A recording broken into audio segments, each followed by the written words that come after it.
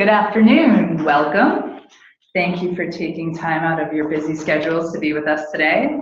My name is Melinda Cheel. I'm the Marketing Director here at RSF Social Finance, and I'm joined by two of my colleagues, Stu Fram and Meredith Storton, both associates from our Social Enterprise Lending team. Hi guys. Hi everyone. Hello. For today's webinar, we're planning to speak about RSF's lending program for about 35 minutes or so, and then we'll use the remaining time for Q&A. At any point, you're welcome to type in your questions, and then we ask that you use the Q&A box, and you should see that on your screen on the top left corner. And please I might not receive your questions if you type them into the chat box, so please make sure that they go into Q&A. And then also, if you're having trouble with your computer's audio, please use the phone number that was provided to you with your registration confirmation email. Before we get started, we're going to run a quick poll just to see who's on the line here. So I'm going to launch that right now. So curious if you're a current client, an enterprise seeking funding, just curious about the loan program, finance professional, or if you don't fit into one of those categories. So we'll leave this up for a couple more seconds here. Excuse me.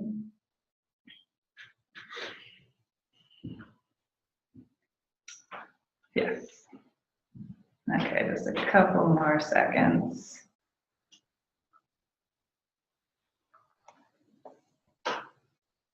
Okay.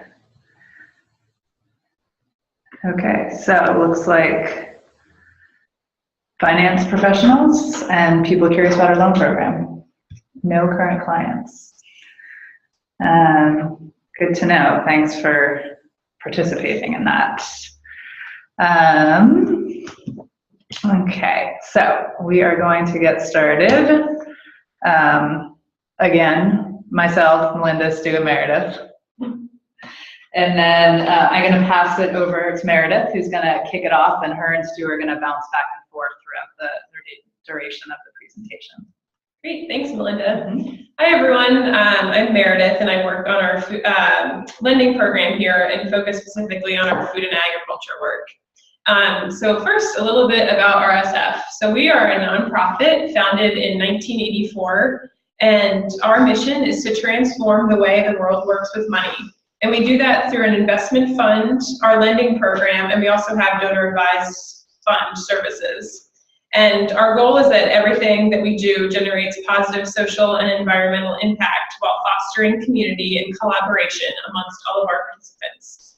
And we believe that people are best served by financial transactions that are direct, transparent, personal, and based on long-term relationships. So now I'll talk a little bit more about our lending program. Since 1984, we've made over $275 million in loans to both nonprofit and for-profits. We believe that RSF is the lender of choice for social enterprises who are looking for a mission-aligned financing partner. And so we serve enterprises that are working in three of our focus areas, which are food and agriculture, education and the arts, and ecological stewardship. And the loans that we provide range between $100,000 up to $5 million. Great. So this is Stu. Hi, everyone. I have been with RSF since August, and I, as Meredith is as well, am a lending associate and work most specifically with the ecological stewardship portfolio of loans. So just quickly, I'm going to talk a little bit about how we here at RSF define a social enterprise. I think that's something that it's a word that gets thrown around a lot, and many people have a general idea of what it is, but for us it's useful to sort of think through what our definition is. So the way that we define a social enterprise is a business or corporation in which the economic activity is a means toward creating significant social and or ecological impact that has a public benefit. And often social enterprises are formed to address a specific societal need, but they can also be committed to leading change in their respective industries. So a social enterprise views its values as central, definitely not reading a definition here, views its values as central to all aspects of its work, and is committed to holding itself accountable in pursuit of its mission. And social enterprises can be either for-profit or nonprofit corporate forms, or some hybrid of the two. So why would you work with RSF, or why would somebody work with RSF? So something that we think a lot about is creating a process that, from initial contact through underwriting all the way to funding, when we're doing and making loans, through that entire process, our goal is to establish and maintain a long-term trusting relationship. And so when we're going through that process, we try to bring a lot more flexibility to the structuring and the way that we're considering risk, to a degree that exceeds what a regulated bank can do. And this allows us to provide funding to organizations that aren't yet qualified for bank financing. And something else that we do is we have quarterly pricing meetings that provide an opportunity for borrowers to meet with RSF staff and investors. And at those meetings, those two communities or groups of people are able to discuss and make recommendations for changes to the interest rate, which we call RSF Prime, and we'll get into that in a few more minutes. But those are just some high-level reasons why people work with us. Great, yeah, so what kind of loans do we offer here at RSF? So first of all, we are a senior secured debt financer. So we only provide senior secured debt, and that looks like for us is that we need to have the loans be very much collateralized, and that we take the first position in case of a loan default. So the loan products we have are lines of credit, and we typically lend against inventory and accounts receivable for that. And then we also offer equipment loans, mortgage loans, and construction loans. Our lines of credit are a 12-month note, and the equipment, mortgage, and construction loans are on 3 to 5 year terms. So some of our general loan criteria that we're looking for when we look at our social enterprises are, first off, is the mission fit. We care equally about the mission fit as a financial fit. And some of I'll speak a little bit more about the mission fit in another slide. But some of the other basic criteria are that the company must be incorporated in the US or Canada. As I mentioned before, we're a collateralized lender, so the borrower must have strong collateral. And that can be a piece of equipment, that can be a piece of property, the accounts receivable, and it also, in some cases, we do have what we call guarantee communities. So sometimes at the Waldorf School, if the loan doesn't have the right amount of collateral to fit our needs from the financial perspective, we can have work with the community to open up social investment fund notes here at RSF and use that as collateral on the loan. And we feel like this is a really good way to engage with the community of our borrowers. Another thing we look for is that the company has 3 or more years of operating history, and that the enterprise is profitable, or at least can demonstrate profitability within 12 months. And the annual revenues we look for are $1 million or more for most of our enterprises. We do look at $500,000 for arts organizations, and for our PRI fund within our food and agriculture work, we look at $500,000 as well. Right, so the mission piece. When we're doing our underwriting for our loans, and even before we begin the underwriting, one of the key pieces is that the mission of the organization matches with our focus area goals, and that the company is the social enterprise that Stu had defined earlier. So we have different metrics for looking at the mission, and so these are a couple of different bullets that are the lens that we look at. So for social and ecological impact, for public benefit, we're really trying to see if the organization's economic activity is a means for solving or alleviating the challenges in one of the focus areas. We want the companies to be an advocate for change. Does the organization advocate for or demonstrate social change in its field? Is the leadership committed to the social mission? These are some of the questions we ask ourselves. Is the company capable of accomplishing its mission? Is the model that they're proposing replicable or have the potential for scale? And does the organization even have the capacity to tackle the problem we're trying to tackle? We also look for the commitment to financial sustainability. Can they show that they've asked themselves the tough questions about their business model? And another piece is, are they creating community? How are they involved in their community? And how are they treating their employees?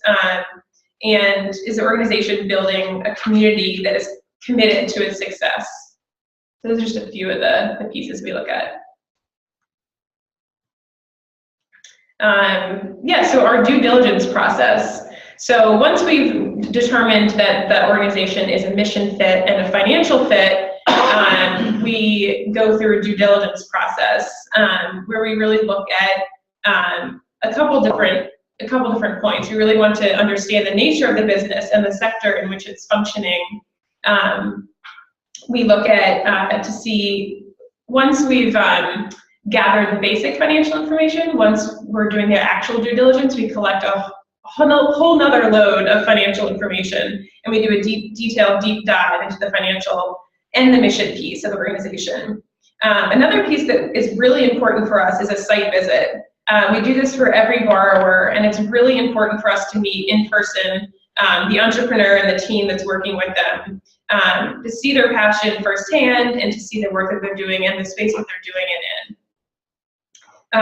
And then another piece, technically speaking, is that we want to make sure that there's enough collateral for the loan, and that the organization has cash to pay back the loan. So I'm going to speak a little bit about our interest rate and how we go about setting our price for the loans that we make. And the interest rates for the loans that we do through our social enterprise lending program are set on the basis of an independent benchmark that we call RSF Prime. And the process for setting this rate is a function of our operating principles here at RSF, those being to create greater transparency between the stakeholders in financial transactions. So in this case, the stakeholders are our social investment fund investors who are placing money in the social investment fund that we are then using to make loans. So at the end of the day, RSF is an intermediary between the investors and our borrowers. And so we began using RSF Prime in 2009 after determining that the benchmarks we were using prior to that to set the interest rate, things like LIBOR, weren't really in line with our values as an organization. And so the rate of return to investors, which is also RSF's cost of capital, is currently 0.5%, so 50 basis points. The spread that RSF maintains is 4.25%.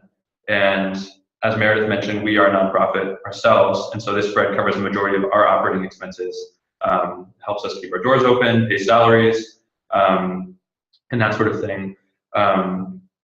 The current rate for RSF Prime is 4.75%, and so that's where we start our pricing for borrowers. So you can see that on this current slide, sort of the breakdown. We do reserve the right to risk adjust above RSF Prime, so it's not uncommon, depending on the risk of a given loan, to say that the interest rate will be RSF Prime plus 1%, for example. And so that can vary on a quarter-by-quarter basis. And the way that rate varies, if at all, is through pricing meetings. So we have quarterly pricing meetings, which we use as the process for setting our rates. And so in keeping with our values of interdependence and direct, personal, and transparent interactions, every quarter we invite a subset of our investors and a subset of our borrowers to participate in a facilitated discussion with RSF staff to discuss what rates will best meet the needs of all the stakeholders, and to eventually make a recommendation for either raising, lowering, or keeping the interest rate where it is, based off of what it had been for the previous quarter. And so that conversation then informs an internal pricing committee here at RSF, which considers macroeconomic conditions. At the end of the day, we can make grand gestures and opine about the economy and our place in it, but we don't exist in a vacuum, so we have to keep those in mind. And then we will release a new price, or keep the price where it is for the subsequent quarter once that pricing meeting meets. And so this is the main reason why RSF is not currently able to offer fixed rates on mortgages or term loans. And just for some background, and you can see on the website, the RSF website, how the interest rate has gone up or down since we started it in 2009. But to sort of summarize, the historical performance of the rate, which has been going for about 7 years now, has seen little fluctuation. And while it can be a little bit difficult for borrowers to wrap their arms around, in recent years, the rate has fluctuated little in comparison with some of the more volatile rates that we decoupled from back when we made that decision in 2009. So that's a little bit of background about RSF Prime. And here are some pictures from those pricing meetings that I mentioned. So we intentionally cap the number of participants for these pricing meetings at 24 people, and that includes RSF staff. And the reason behind that is we want to make sure that each participant is really able to do just that, to participate and have their voice be heard. We try to move the meetings around the country so that we can ensure that investors and borrowers who are based in different parts of the US and Canada are able to participate. And after the meetings, where we're sort of focusing more on the business of discussing what the rate should be, we have a community reception, and those are open to people who may not be participating in the pricing meeting but happen to live in the area. So again, RSF clients, some investors and borrowers. And based on the recognition that we have a lot of borrowers in different parts of the country and want to make sure that we're including as many as we can, we're moving in the direction of hosting some of our pricing meetings virtually. So using technology like we're using today to include people from different places. So that is something we're looking to move toward more and more in the future. Great. So how to prepare to be an RSF borrower. So the first thing is really keeping good records, financially speaking, and if you're able to measure the impact, that as well. We collect all the financial documents, financial statements, and it's really important for us to see good tracking over the years. Another thing, obviously, is having a really good team on board, having that mission baked into to the team. And then ownership really matters. Are you taking equity from mission-aligned investors? Who's owning the majority of the company? Is it the entrepreneur, or is it some other entity that's maybe not as interested in the mission side of the work? Another key question is determining what kind of financing you need. So as I said before, RSF provides senior debt, but maybe the company that you're running needs equity or subordinated debt, or maybe crowdfunding seems like a good place to start. And our friends at the New Hampshire Community Loan Fund actually have a really cool tool on their website called the Capital Compass. And if you just go to their website, or even just Google Capital Compass, you'll come up with a series of questions that really will help you determine what financing is best for your organization. So those are just a couple points. So when you're ready for RSF, it's helpful to know what you want. What kind of loan do you think meets your needs? Do you need a line of credit or an equipment loan? And how much are you looking for? We're happy to have a conversation if you're not 100% sure, but obviously it's a good idea to have a benchmark idea of what you're looking for before coming to us. It's really important that you're able to project your future. We require projections for the length of the loan that we'll be making to you. So for a line of credit, 12-month projections, or for an equipment loan, again, those terms are 3 to 5 years. If you have 3 to 5 year performers put together, we take a look at those and require them. And address the lender's 2 biggest questions. So what are those questions? Do you have collateral, and can you pay us back? And know the risks of your business and be able to show that you're addressing them, or at least that you are aware of them. And another key piece is knowing the competition. Who else is in your space? What are they doing? What makes you different than others in the field? And what is your value add? Those are just a couple of questions to think about. So now we've been talking about what we do here at RSF sort of in the theoretical realm, but we thought it might be useful to go into some examples of actual borrowers who are in our portfolio. So I think one of us mentioned, I can't remember who it was, the focus areas that we focus on in making our loans. So those are education, the arts, ecological stewardship, and sustainable food and agriculture. So we're just going to talk through an example of borrowers that fit into each of those, just to sort of demonstrate what all of this looks like in practice and who the partners are that we're working with from a borrower perspective. So on the screen right now is an organization called Playworks, and they are a national nonprofit that sends trained full-time coaches to provide safe, healthy, inclusive play and physical activity for school children. Their mission is to provide the health and well-being of children by increasing opportunities for physical activity through safe and meaningful play. Playworks currently serves more than 900 schools in 23 US cities, and they reach more than 500,000 students directly and through professional training services.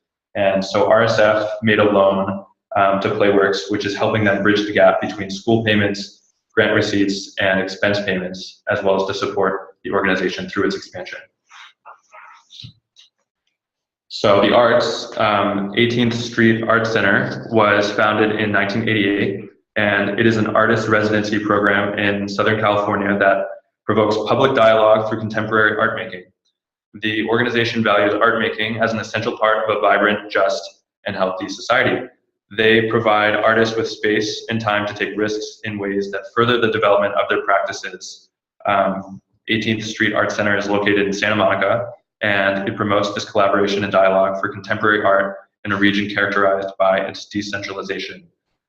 It is the largest arts organization in the city and is the largest artist residency program in Southern California.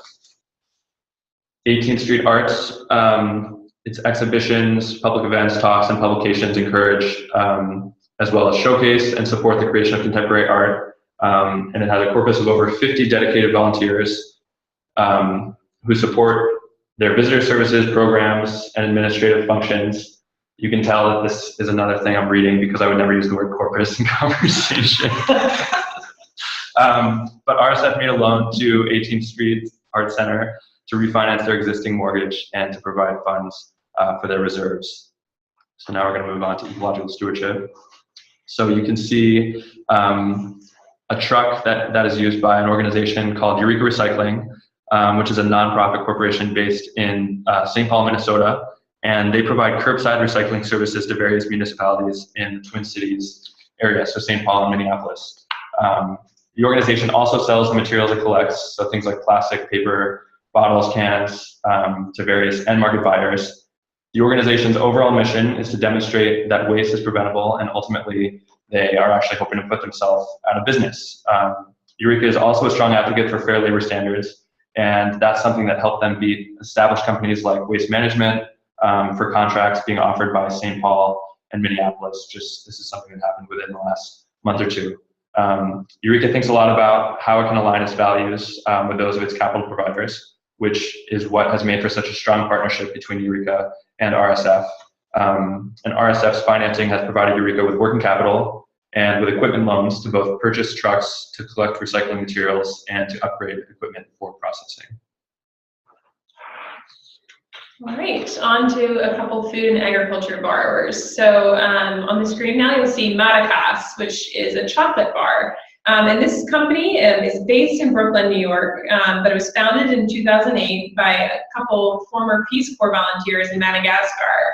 And it's the only company that's producing bean-to-bar chocolate and vanilla products on the continent of Africa. And every process in the value chain happens within the borders of Madagascar. Often chocolate companies will source the cacao from Africa or a different country and then bring it back to the US for processing, where they actually do the processing in Madagascar. And so that enables them to return 100% of the production costs to the people of Madagascar, which is really cool.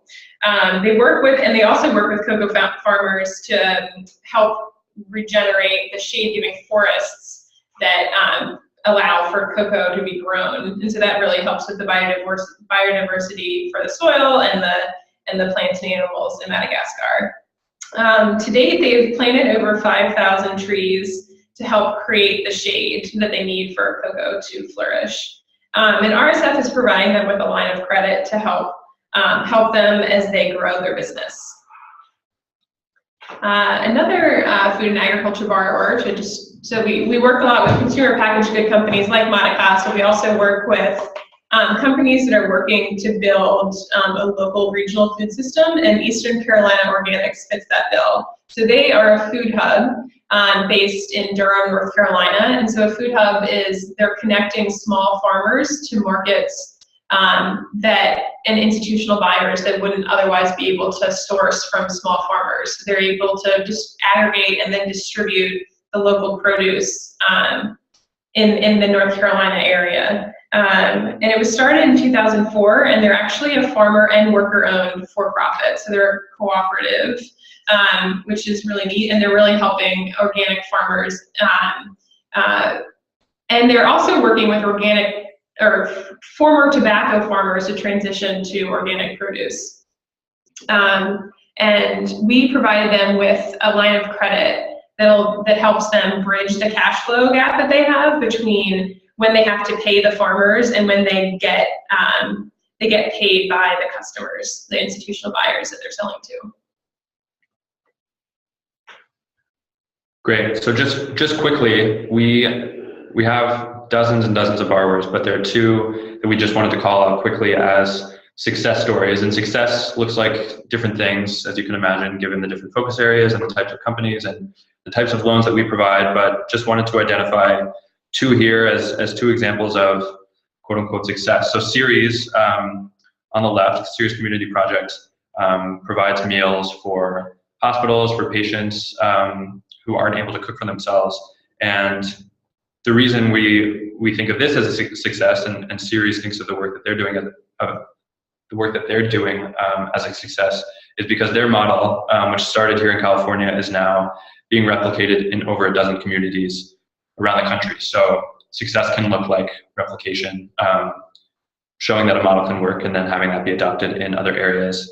And Nutiva, company that also happens to be based here in California, they grew really quickly. We made a loan to them, and to be totally candid, they outgrew us. The loans that we make typically range in size from 200,000 to 5 million, and they were being so successful in generating revenue that their financing needs ultimately exceeded what we as RSF are able to provide. And so we do still have a loan to them, but they sort of most of the debt that they have on their balance sheet is now being provided by a financer or financing entity that is able to lend them more money. So it's not necessarily a success from our standpoint, in the sense that again, in the interest of transparency, we generate revenue from the interest we earn on the loans. But at the end of the day, our goal as an organization is to support social enterprises that are doing work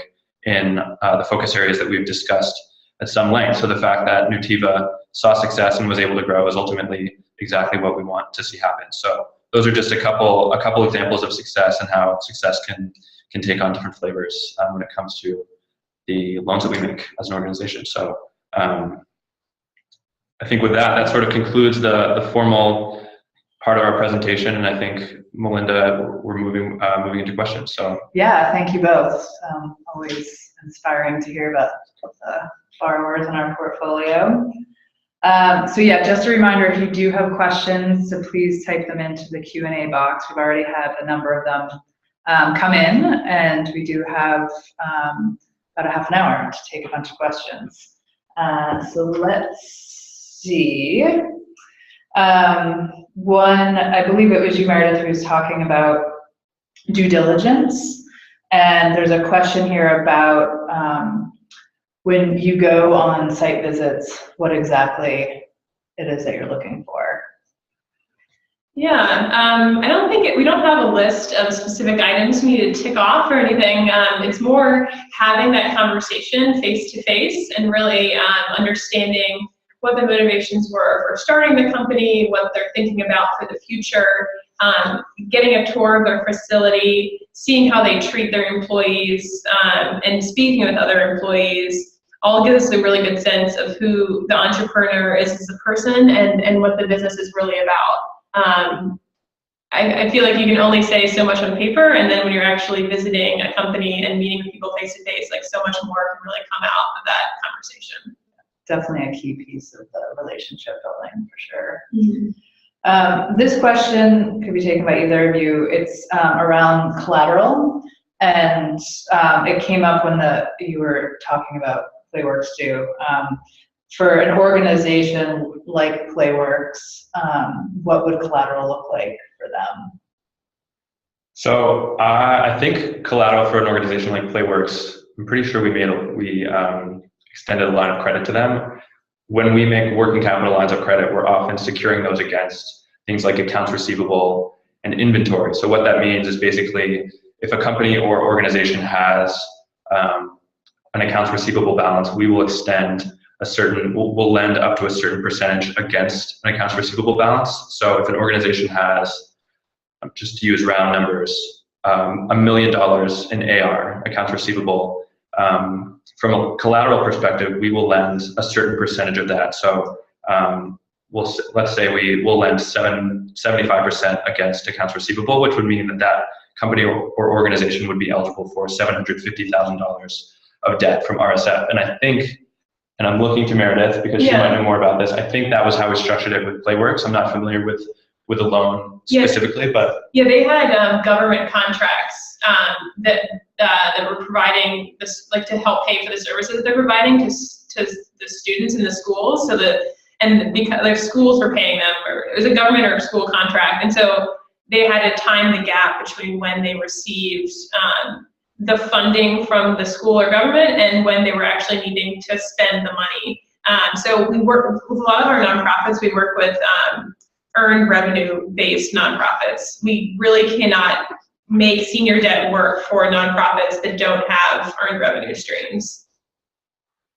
Also related to the loan terms, we, generally speaking, our mortgage loans it's a 5-year term. And someone's asked, kind of questioning that mortgage loans you typically think of as 30-year loans, not necessarily 5. So if you guys could speak to that. So we amortize it over 25 years. That's our standard. But every 5 years we will roll over or renew the loan. And so basically that we re-underwrite the loan, reflect the financials, do a deep dive to see if the LTV is the same on the property, if they still qualify for the same rate, should they be paying a lower rate, that kind of thing. What's an LTV, Meredith? The loan to value ratio.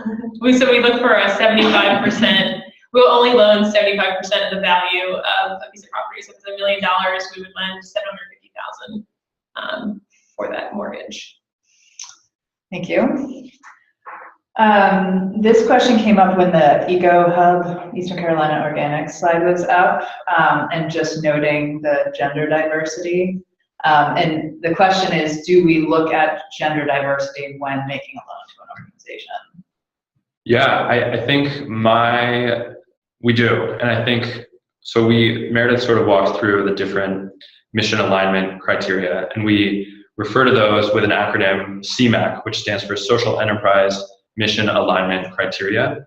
And the one, I think it's creates community, is the one that I think the diversity, whether it's from a gender perspective or from a race ethnicity perspective, comes up.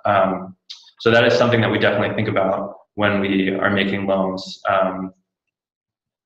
The other thing I would add, at the risk of getting into the weeds, is that something else that we're thinking about at RSF is that realistically meeting the criteria that Meredith outlined toward the beginning of the presentation. So those are the $1 million in annual revenue, 3 years of operation, and profitability, or a clear path to profitability.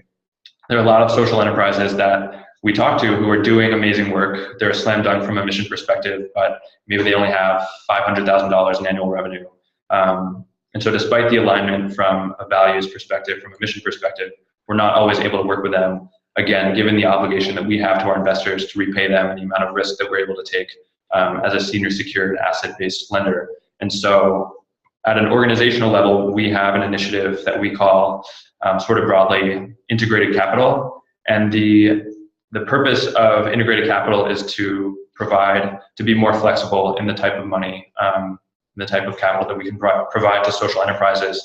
And so one way that that's manifesting itself is in different funds that are more specific to, funds or initiatives that are more specific to given focus areas. So one example of that is what we're tentatively calling a women's capital initiative. And so we've identified as an organization that women entrepreneurs typically are underrepresented and undercapitalized in the entrepreneurial space, the social enterprise space. And so having identified that as an issue that we think needs to be addressed, there's a lot in the political discourse today about the fact that women don't earn the same amount of money on the dollar that men do. So one way that we're thinking about addressing that is through this Women's Capital Initiative, which will be focused on social enterprises that are either led by women or founded by women or serve women. So that's something that's definitely top of mind for us, and whether that manifests itself through the senior secured debt fund that Meredith and I have been talking about, or through this more specific initiative, definitely something we're thinking through. Thanks, Stu. This question is more about RSF as a whole, asking the relationship between what is the difference between RSF Social Finance and the Rudolf Steiner Foundation. Yeah, we would be able to have the exact dates. So RSF, when it first started, was the Rudolf Steiner Foundation back in 1984. 1933, 36. Okay. It went dormant for a while after its initial launch in the 30s, and then was brought back alive in 1984 to help a Waldorf school in New Hampshire after their building had burned down, and our founder, Mark Finzer, was trying to come up with a way to help that school and kind of relaunch and gave rebirth to the Rudolf Steiner Foundation. But because we're not an endowed foundation, it was kind of confusing to be called a foundation. So I don't know what year it was when we switched names. The early 2000s. Early 2000s. Yeah. So we're still our DBA is RSF Social Finance, and we're still incorporated as Rudolf Steiner Foundation. I don't know if you can add. Yeah, I think it was the confusion with the term foundation, and that we are not an endowed foundation, but we are still the Rudolf Steiner Foundation, just doing business as RSF Social Finance. And all our focus areas are still rooted in the deep belief that and the work that Rudolf Steiner had around biodynamics and Waldorf education. So we still have that connection to Steiner, and we also even have staff study groups that go into Steiner's works. Yes, yeah, the connection to Steiner has not been lost, even though there was a name change. We very much still inspired by all the work that he did in the fields of agriculture and holistic medicine and education and social theory. Quite phenomenal guy. So back to the borrowers. This is about developing our pipeline. What are the steps that we take to build a strong pipeline, and also how are potential borrowers finding us? So I think there are probably a few answers to that. One thing that we think a lot about, so RSF, you got a brief history just a second ago, but we've really been in this space for about as long as anyone has. Impact investing and aligning one's money with one's values has certainly gained a lot of cachet in the last 5 years. But RSF as an organization has been doing this for decades. And so there are a lot of organizations doing this. There are a lot of conferences that take place. So we try to embed ourselves in those conversations, recognizing that we are, at the end of the day, but one player in a vast ecosystem. And so we go to conferences, and that's a means of meeting social enterprises that might be viable borrowers for us. I think there's a lot of word of mouth. People find out about us in that way, again, just having been in the space for a long time. I think our reputation as an organization that does try to bring a certain degree of flexibility to the loans that we provide certainly helps. And as Meredith talked about, we sort of elevate the mission component to the same plane as the balance sheet. So really sort of thinking through who we're working with from a holistic perspective, as opposed to just making secure, safe loans without being as discriminating from a mission perspective. We really try to make sure that we're keeping a balance in that regard.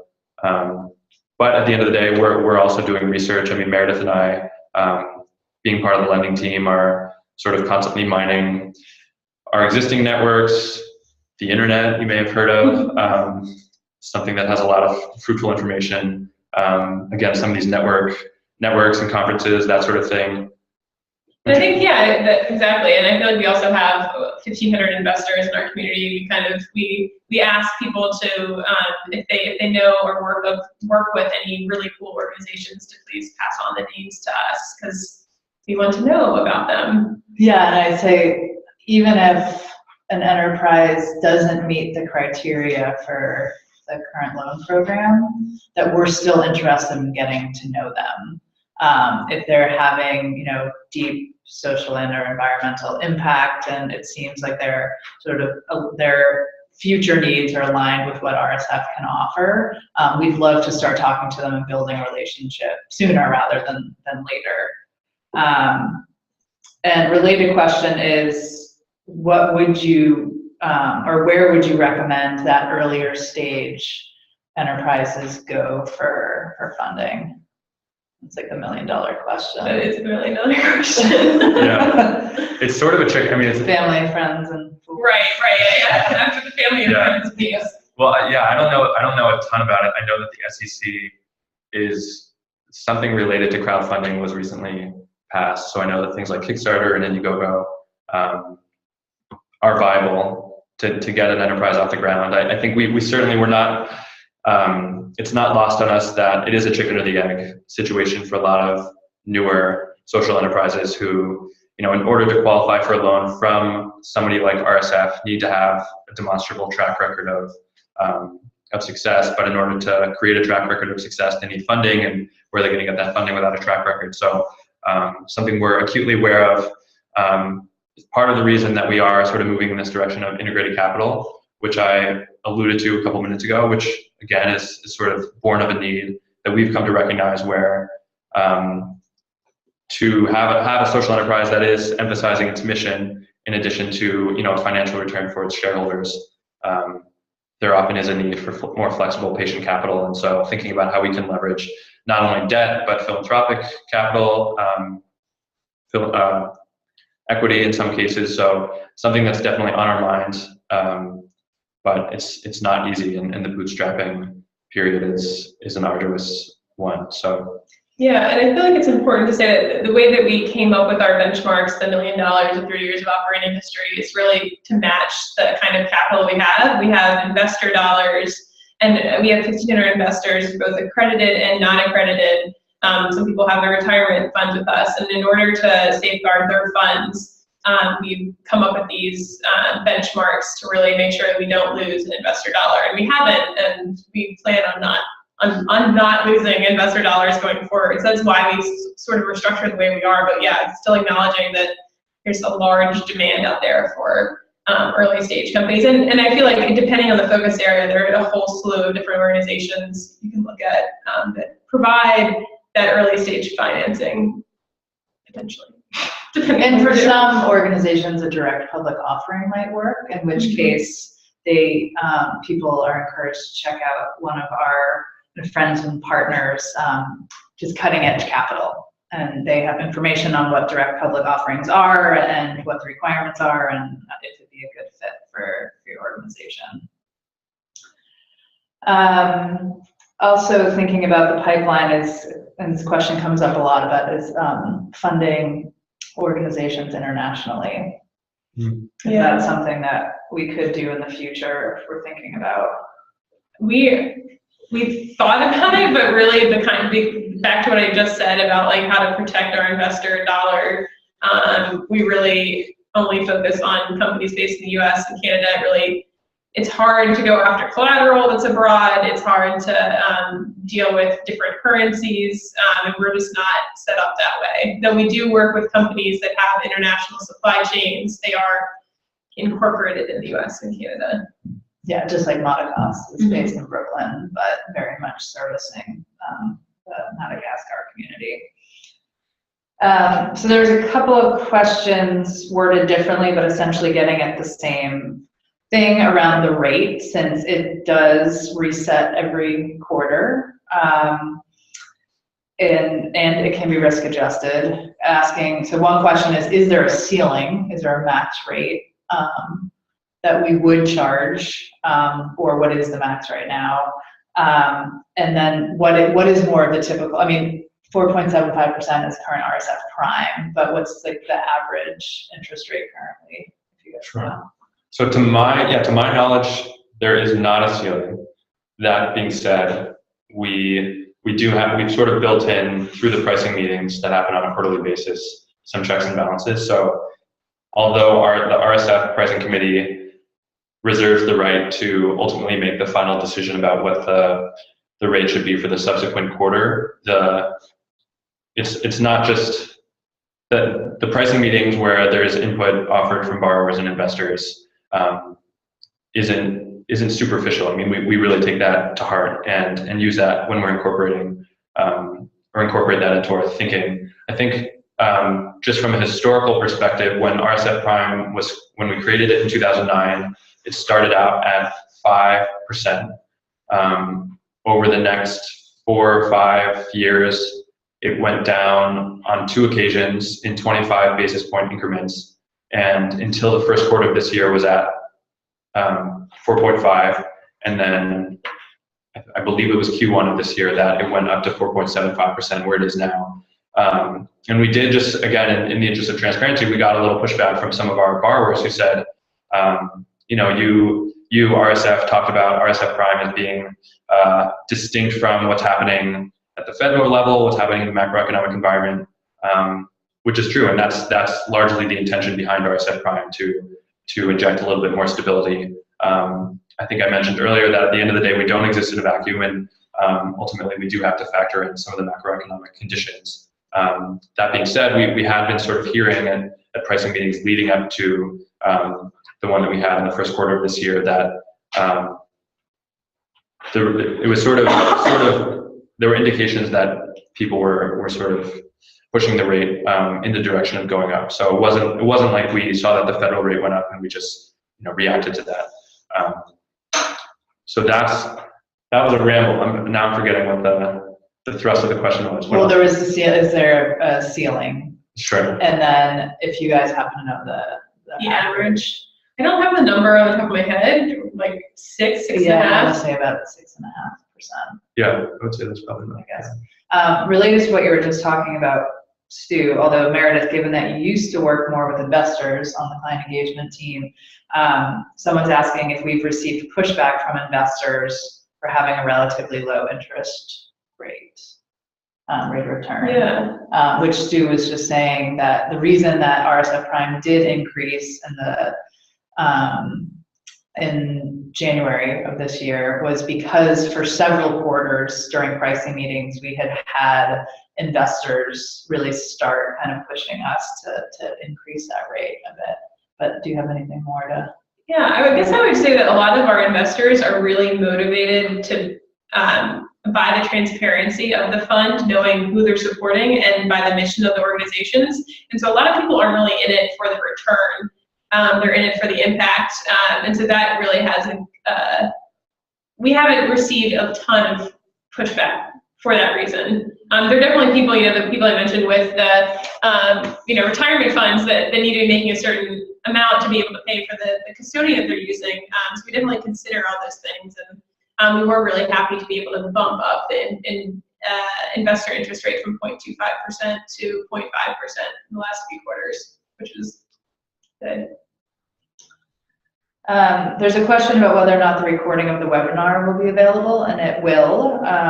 In the next week or so, it'll be on the RSF website, rsfsocialfinance.org.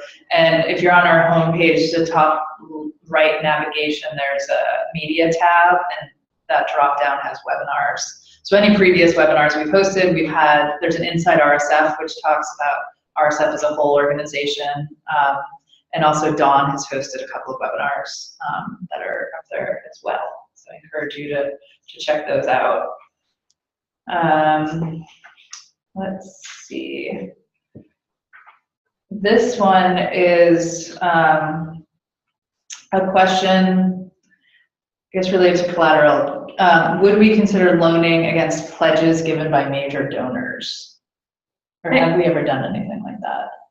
I feel like we would consider it. I feel like we often have, we require personal guarantees made by, for like anyone that owns more than 20% of the company. And sometimes if we've been able to have like a fully secured loan by pledges, we would be able to consider that. I can't think of any example that we've actually made, but I know we've talked to a couple different organizations that did have that kind of collateral. Okay, great, thanks. And then when we are underwriting our loans, is the model that we use our own, or have we partnered with other financial institutions on underwriting? It's, for the most part, it's our own. We, going through the loan process with us will obviously have similarities to other financial institutions, but at the end of the day, again, given our sort of uniqueness around emphasizing the mission in the same way that we emphasize the financials of a social enterprise, I think that does make us somewhat unique. Again, Meredith spoke a little bit about what we're hoping to get out of when we go and do site visits, for example, and caring genuinely about the passion of the entrepreneur and how the workers are being treated. I think that's something that isn't, given my understanding at least, as much of a part of the underwriting process for your average bank. So that is something that we think about pretty seriously. Would you add anything? Yeah, I mean, other than that, we do like the traditional like looking at certain financial benchmarks to make sure that they're able to pay back the loan, like all that actual technical stuff is similar to what a bank does. But yeah, the mission piece is definitely what we look at, which makes us different than other institutions out there. Yeah, again, we keep coming back to this. We have to take the risk piece very seriously, again, given our obligation to repay our investors. So from a credit perspective, we're really digging into if a social enterprise has audited financials for the last few years, that's ideal. We will often look at a social enterprise's budget for the year in question and ask for year-to-date financials to see how they're performing against their budgets, so that we can get a sense of what, with their expectations for their performance into the future, how are they tracking against their budgets, their present budget, and then we're obviously looking at pro forma figures. When you strip away all the mission and the values alignment, we are ultimately, at the end of the day, still concerned with whether a social enterprise can service the debt that we're providing to them. So that is still very much a part of the process as well. So, do we require audited financials from borrowers? We don't require them, we prefer them, especially, for an organization that's only been around for 3 years, a lot of times if they're not a nonprofit, they're not required to do an audit, and the audit is a very expensive process, and we understand that. So we'll look at internal first, and usually in the loan documents, we would, if it's like a 3-year loan, by the end of the loan, we would prefer to see reviewed or CPA reviewed statements along the line. And if we work for a borrower, if they get beyond a certain threshold of revenue, I don't remember what that revenue number is, but we do require audit if the company is big enough. And who do you see as key competitors in the funding space for social enterprises? Yeah, I would say there's probably a few. Here in San Francisco, there's New Resource Bank, which is a financial institution that is similar in many ways to RSF in the sense that they prioritize through their lending, they prioritize providing loans to social enterprises that I think are maybe more environmentally focused. I don't know that they emphasize the social component, but they very well might. So they're one. Beneficial State Bank is another values-aligned lender. Who else? One more thing to add about the New Resource Bank, we do collaborate with them a lot. So as we mentioned, we have a $5 million cap. They also have a $5 million cap on the loan size. So with Nutiva, for example, the example that Stu talked about earlier, we were able to work with New Resource Bank to provide them with a $10 million line of credit, but then they even grew beyond 10 million. So they had to go find traditional financing. It was not mission aligned, which is a little unfortunate, but just the idea that we are able to collaborate with some of our, competitors, yes, but also work together very closely. So Beneficial State Bank, New Resource Bank. We're frenemies with New Resource Bank. No, it's true, and yeah, whenever we have a loan that may exceed our capacity, we will often reach out to the New Resource Banks, the Beneficial State Banks, and they do the same. So it's very much a collaborative type of thing, and I think at the end of the day, we have a budget to meet as an organization, and we certainly, that's not something we can just forget about. But I think we often remind ourselves of what we're all trying to support here, which is the social enterprise space, and making sure that these companies that wouldn't necessarily be able to access financing otherwise can do so, and whether that means doing it through RSF or through a New Resource Bank or some combination thereof, that's something we don't want to lose sight of. So yeah, and a couple others that I just thought of. We also work with Self-Help Credit Union, but they do similar financing, and then also we work with CD Advise. We don't work with, but they offer similar offerings, like Northern California Community Loan Fund, the New Hampshire Community Loan Fund. There's a lot of different organizations out there doing similar work. Yeah, I think we have a hard time with the word competitor because oftentimes they are partners, or we see them as kind of friends in the field. Mm-hmm. So yes, frenemies. Okay, I think this might be the last question, but this is a good one. So this is, I'll break it into two pieces since it's two questions. One is what our default rate is. It's very low. I don't know, it's like 2%? It's 2%. Okay, yeah. And I think a lot of that happened out of the 2008 financial crisis. We had a couple of borrowers that just weren't able to make their business model work under the tough financial times.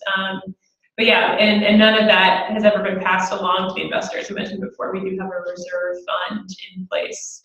Yeah, since we started the loan fund in 1984, we've always paid back investors 100% plus whatever the interest rate was at the time. In large part because of our due diligence process and the criteria for lending. So related to the default rate is what is our process for working with troubled loans? Which I think is a good question because we have a unique approach. Yeah, I think in terms of how we talk about it, I think that's maybe the easiest way to articulate what the process looks like. We think of it more as a work through than as a workout, which you might hear if you are talking to a bank. Again, we are obviously concerned with the financial performance, with our borrowers remaining in compliance with their covenants and all of that. But we've had some loans that have gone through some issues, and at the end of the day, we think of our relationship with them, yes, as a lender-borrower dynamic, but also as a thought partner, as if we have resources or people we can put a borrower in touch with to help them work through something, we are happy to do that. We expect our borrowers to be present and to show up through the best and the worst of times, and we try to hold ourselves to that same standard. So we're not, it's not our intention to just kick a borrower out of our portfolio sight unseen as soon as things may turn sour. I think we, again, given our emphasis on long-term relationships, which is why we're here doing what we're doing as an organization, it would be a little hypocritical to do that. So we really make an effort to keep that in mind and to work with borrowers through the best of times and the worst of times. So sometimes easier said than done, but that's definitely the intention. And we're not, because we're not a bank, we're not required to work sort of failing loans out of the portfolio. We do have the flexibility to work with the borrower through the situation. Well, thanks all. Thanks Meredith, thanks Stu. And thank you all for taking time out of your day. As I said, the recording of the webinar will be on the RSF website in the next couple weeks. And our contact information is up on the screen. We'll leave this up for another minute or so, but feel free to reach out to us if we somehow didn't get to your question or if you have additional follow-up questions. Thanks so much. Thanks. Thank you.